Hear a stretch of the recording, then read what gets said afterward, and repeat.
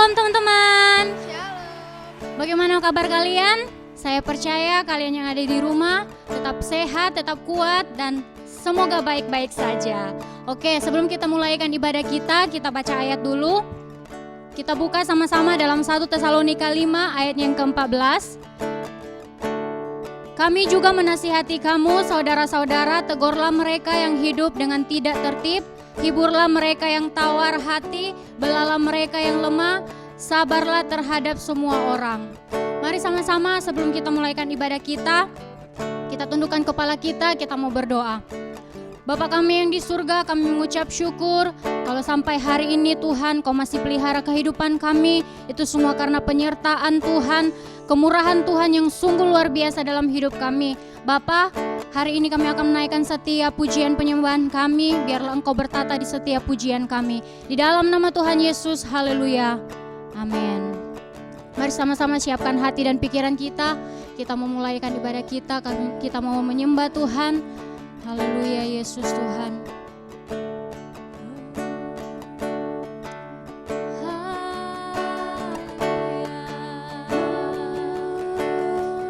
Kami bersyukur, kami tinggikan.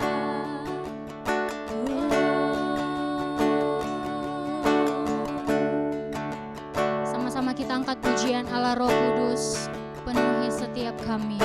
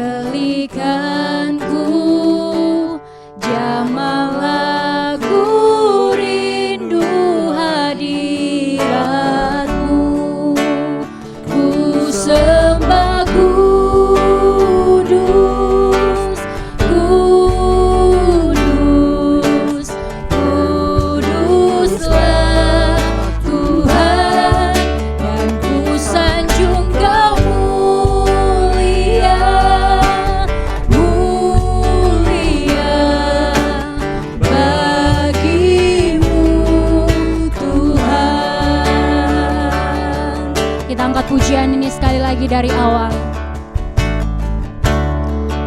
Allah Roh Kudus, penuhi kami Tuhan, penuhi kami. Kami rindukan, ku rindu Kau selalu dalam hidupku, dalam hidupku.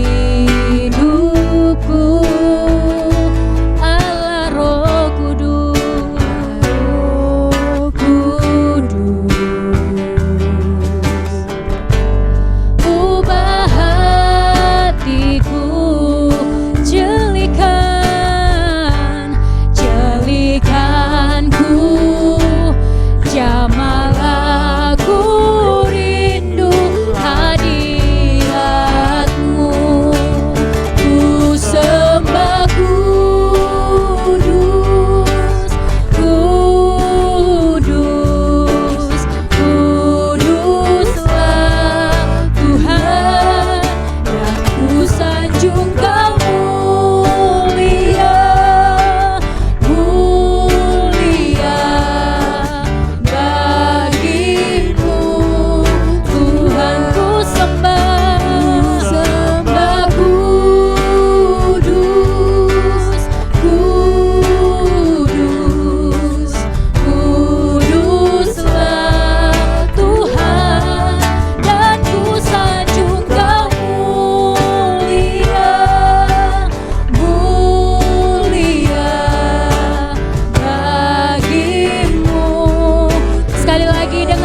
balas syukur, ku sembah, kami sembah Engkau Tuhan.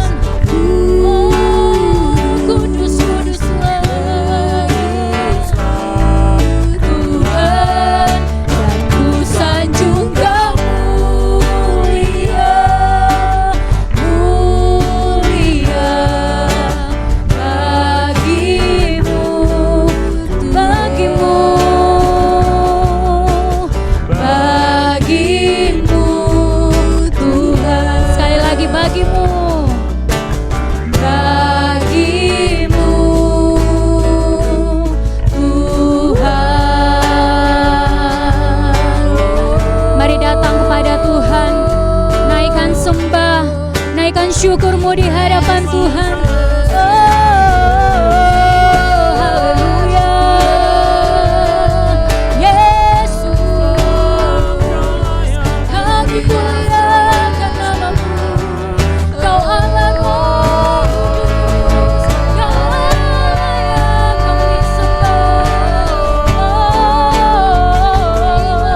Mari sekali lagi, sembah, sembah Dia.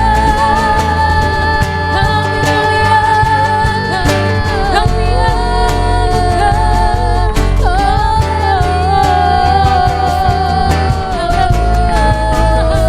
terima kasih Tuhan, terima kasih Tuhan, terima kasih Roh Kudus. Kami mau mengundang Engkau hadir di tempat kami Tuhan.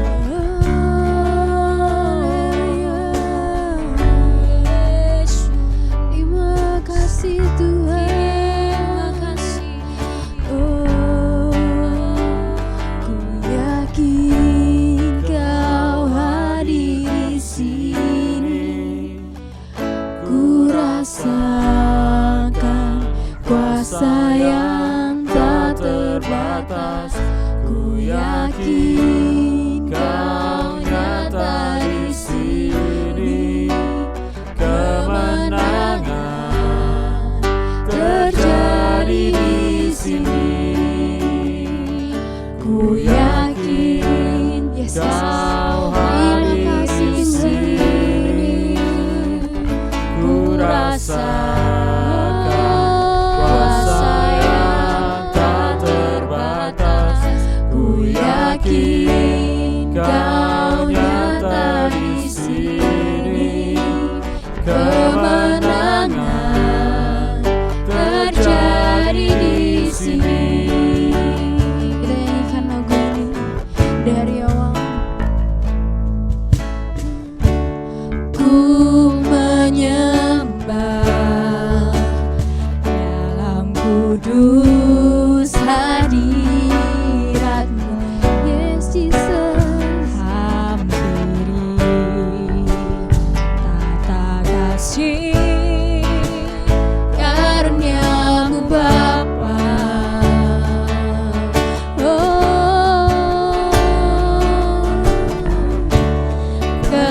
kekuatanku hanya dalam hadirat-Mu, Yesusku. Hanya Kaulah segalanya. Oh, ku yakin Kau hadir di sini. Ku rasakan kuasa yang tak terbatas. Ku yakin Kau nyata di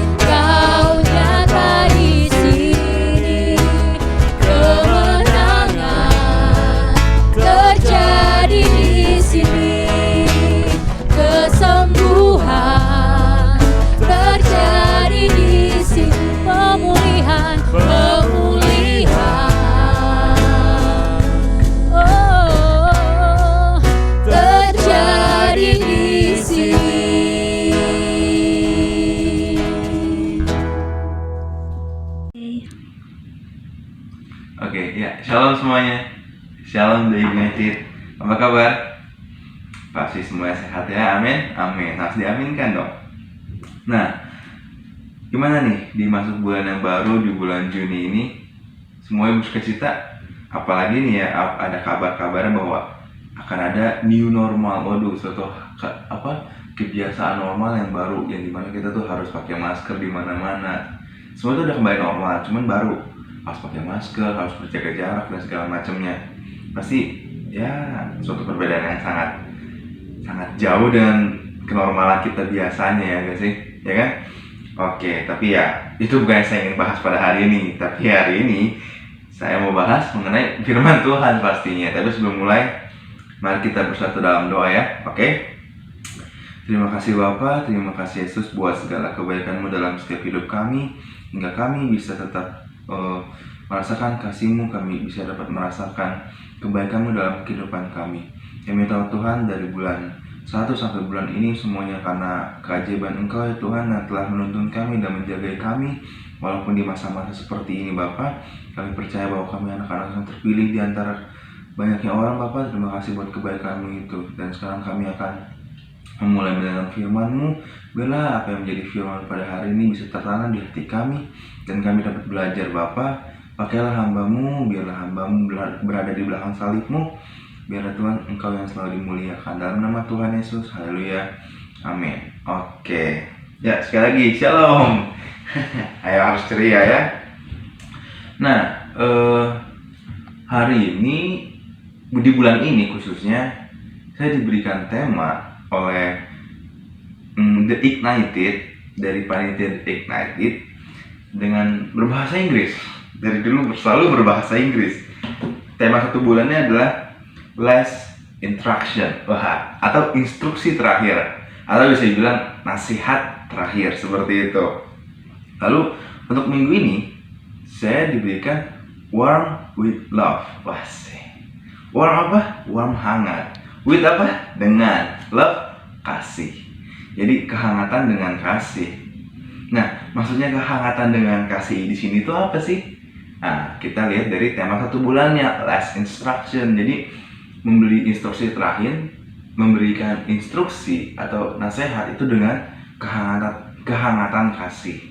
Seperti itu. Kan kalau membahas mengenai menegur, menasehati, banyak cara ya.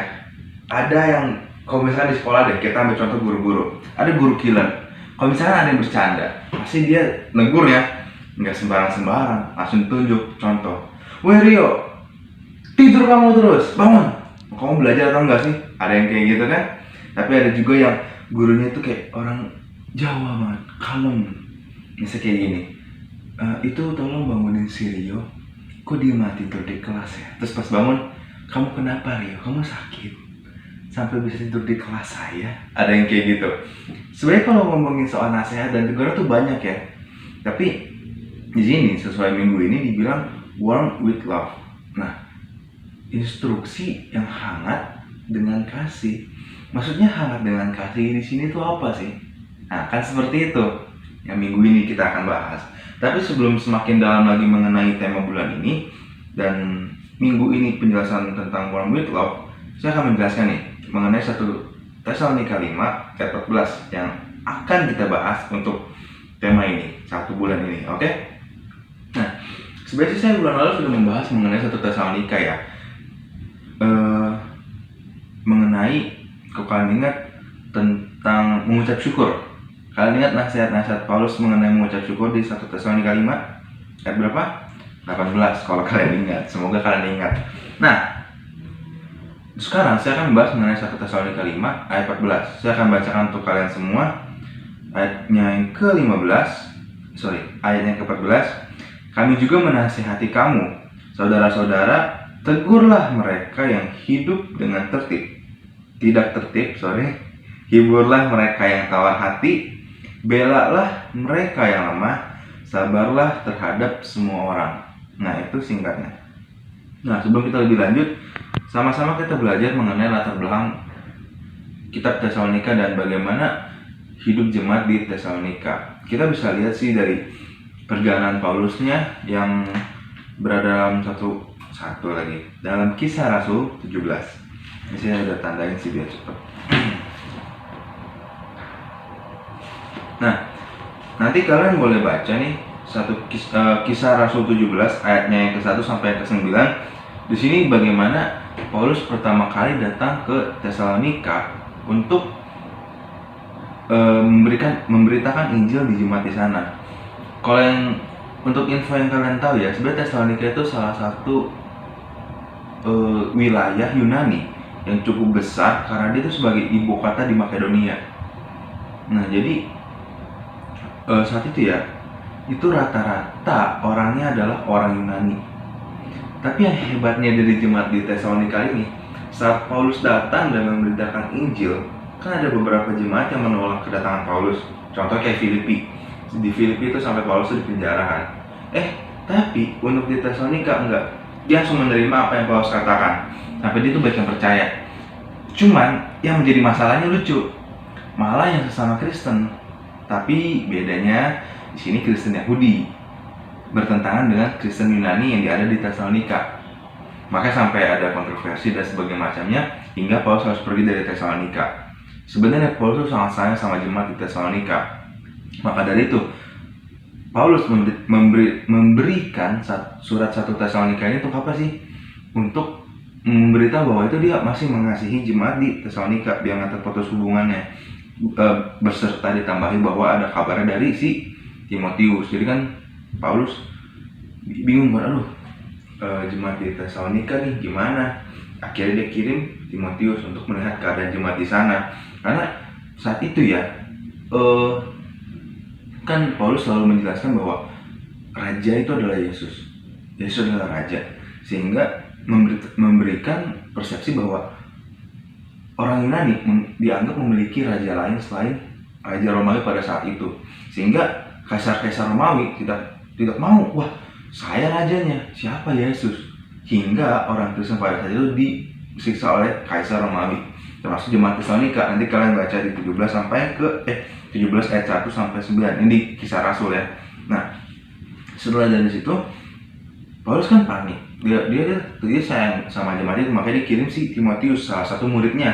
Dan saat Timotius kembali lagi, dia memberitahu kepada Paulus bahwa wah, jemaat di sana tuh hebat. Dia tetap bertahan dan terhadap imannya dan kasihnya.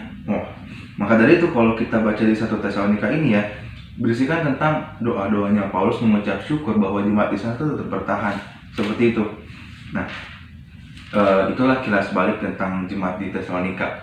Nah, otomatis kalau kita sudah tahu mengenai keadaan jemaat pada saat itu, lalu bagaimana perasaan Paulus saat menulis ini, kita tahu ya sebagai garis besarnya Paulus bahagia karena mengetahui bahwa jemaat di sana itu tetap bertahan walaupun keadaan tersiksa. Nah, ini sebenarnya sudah saya dibahas sih di bulan lalu, cuman kan saya nggak jelaskan penekanan dalam ayat-ayatnya. Ini biar sebagai menjadi fakta-fakta. Nah, lalu sebenarnya di 1 Tesalonika ini banyak penafsiran, banyak juga pendapat orang bahwa 1 Tesalonika adalah surat pertama yang ditulis Paulus dan surat terakhir adalah 2 Timotius. Dan dalam semua kitabnya Rasul Paulus, hampir semuanya, saya pernah bilang bahwa berisi dengan nasihat-nasihat di akhir surat tersebut. Mengerti? Nah, bagian 1 Tesalonika 5 ini, ayat 12 sampai ke 22 itu berisikan dengan nasihat-nasihat umum. Nah, tapi pada pasal keempat justru itu nasihatnya khusus untuk jemaat di Tesalonika, kayak gitu. Jadi dalam satu kitab itu tuh ada atau di kitab-kitabnya itu ada beberapa kitab yang diberikan nasihat khusus untuk jemaat tersebut, tetapi banyak kitab-kitab yang ditulis oleh Rasul Paulus atau surat-surat yang ditulis Paulus pada akhirnya diberikan nasihat-nasihat umum. Jadi ada dua nasihat. Ada nasihat khusus yang diberikan Paulus untuk jemaat itu aja, tapi juga nasihat-nasihat umum yang selalu Paulus bilang pada jemaat-jemaat yang lain. Sampai sini paham ya? Nah, otomatis yang kita baca ini pada ayat ini adalah nasihat-nasihat umum. Oke? Karena gini, kenapa di pasal 4, 1 Tesalonika pasal 4 Paulus sampai berikan nasihat khusus untuk nasihat supaya hidup kudus kalau baca perikopnya. Kenapa? Karena Paulus selalu menekankan untuk hidup mereka tetap bertahan dan menjaga kekudusan. Karena kalau kalian tahu ya, di Yunani pada masa kuno sana itu tuh paling gampangin mengenai soal seks. Jadi membebaskan hal-hal seperti itu. Sedangkan Yesus pernah mengajar bahwa dia itu tidak suka seperti itu. Dia nggak suka perceraian, dia nggak suka perzinahan. Tapi orang Yunani pada saat itu justru mempergampangkan itu. Nah, jemaat Tesalonika adalah orang Yunani, makanya Paulus mengingatkan mereka untuk supaya hidup kudus dan menekankan mengenai kasih. Nah, itu info mengenai nasihat. Udah baik info yang kita dapat. Nah, baru kita belajari tentang nasihat-nasihat umum, yaitu oleh Paulus. Kita udah paham semuanya ya, dari bagaimana keadaan jemaat di Tesalonika, gimana perasaan Paulus saat menulis suratnya, dan apakah itu nasihat-nasihat kayak gitu kan, apalagi nasihat yang ditulis Paulus. Kita udah paham ya, ada dua tadi jenisnya, khusus dan umum. Nah, sekarang kita lanjut ke ayat yang kita akan bahas.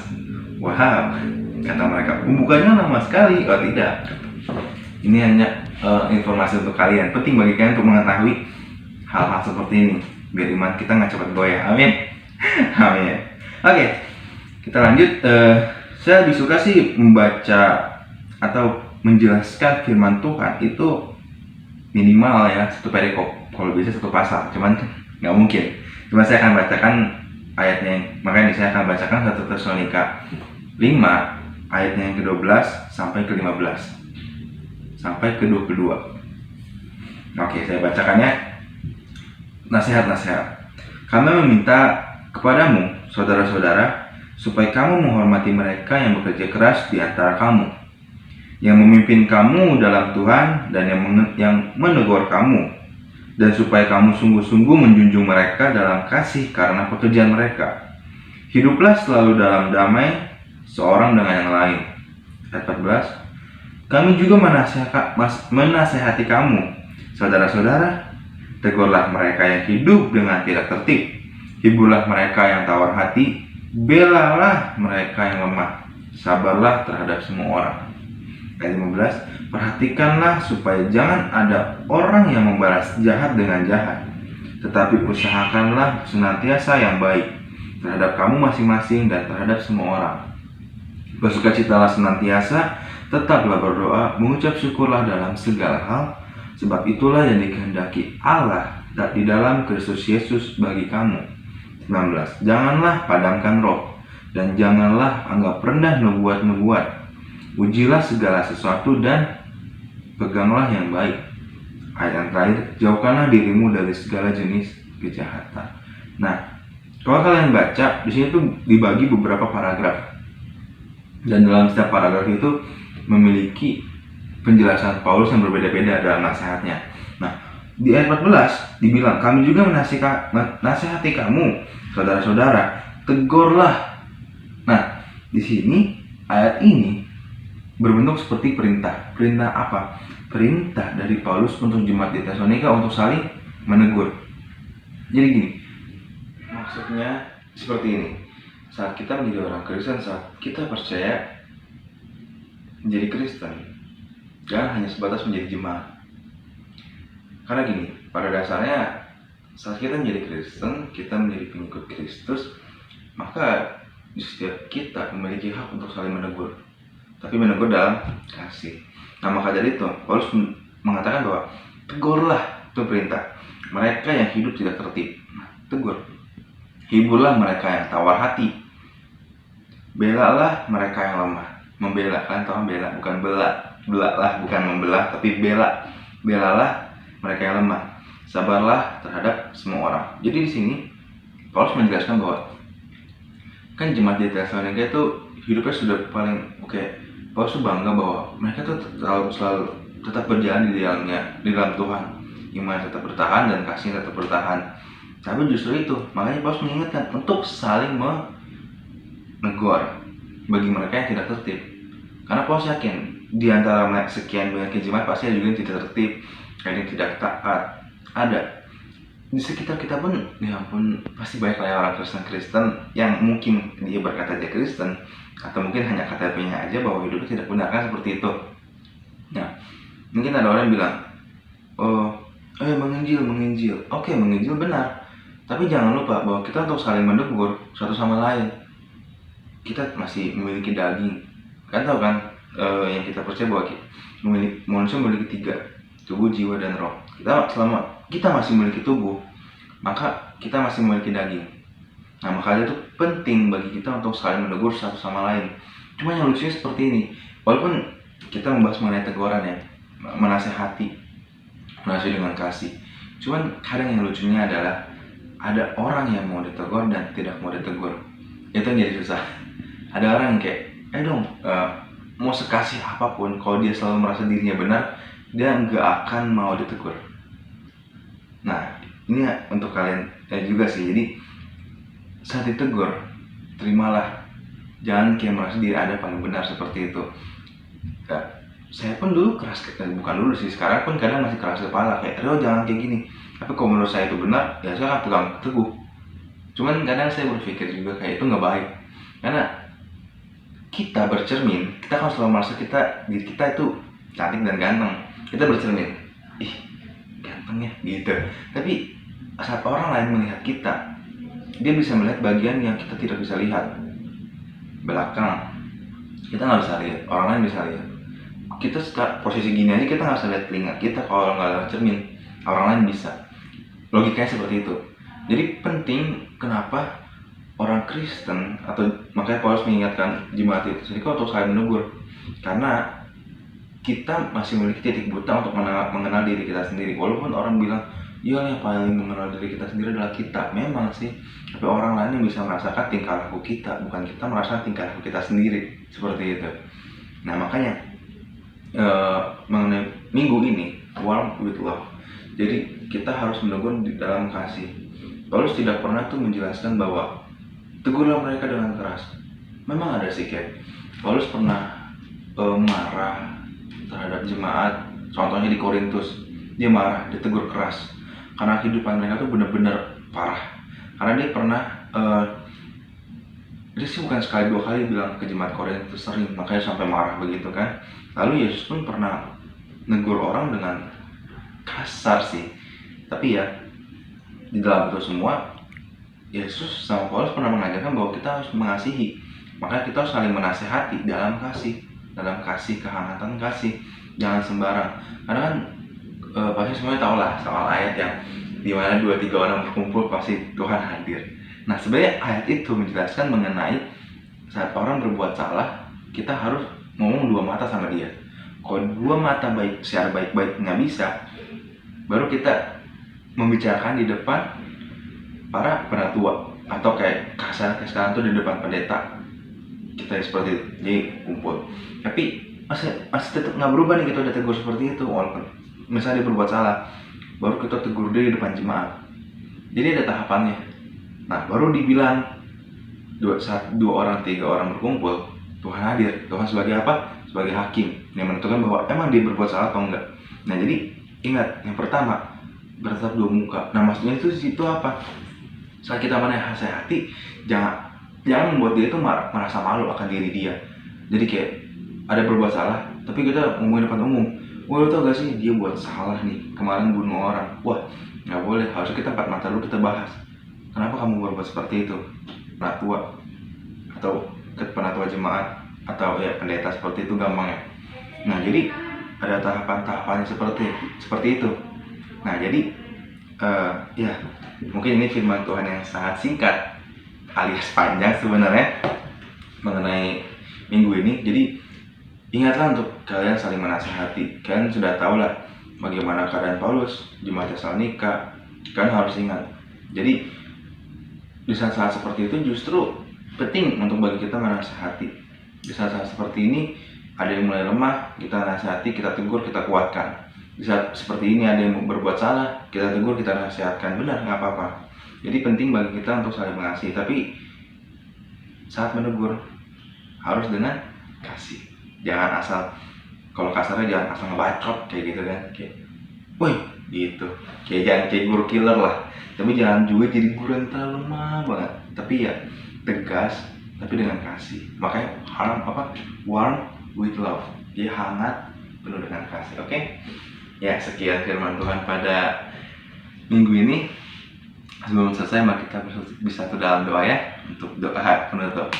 Oke. Terima kasih Bapa, terima kasih Yesus buat segala kebaikan dalam setiap hidup kami Bapa. Engkau sangat baik, Engkau sangat baik. Biarlah Tuhan, untuk firman Tuhan pada minggu ini, biarlah Kau yang pimpin, biarlah tertanam dalam hati kami dan kami dapat melakukannya Tuhan. Biarlah Tuhan, kami tahu kami tidak sempurna, tapi kami yakin Bapa, Engkau telah memberikan kami sahabat-sahabat, saudara-saudara seiman yang sangat baik, yang saling menegur kita dalam kasih. Biarlah Tuhan, Kau ajari kami bagaimana kami berani untuk menegur, dan Kau ajari kami juga untuk terima ditegur ya Tuhan. Biarlah Tuhan, sekarang kami akan melakukan aktivitas kami seperti biasanya Bapa. Biarlah Kau lindungi kami, Kau jagai kami di saat masa-masa seperti ini. Kami yakin Tuhan, Kau memiliki rencana, Kau memiliki kehendak yang nyata bagi hidup kami, Kau bagi setiap bangsa ini, bagi negara-negara yang lain Tuhan. Kami percaya Tuhan, Kau sangat baik. Dalam nama Tuhan Yesus, haleluya, amin. Gimana teman-teman dengan firman minggu ini? Apakah kalian terberkati? Pasti terberkati dong. Dan jangan lupa minggu depan tanggal 21 Juni 2020 kita bakal ada online service yang sama. Happy Sunday and God bless you.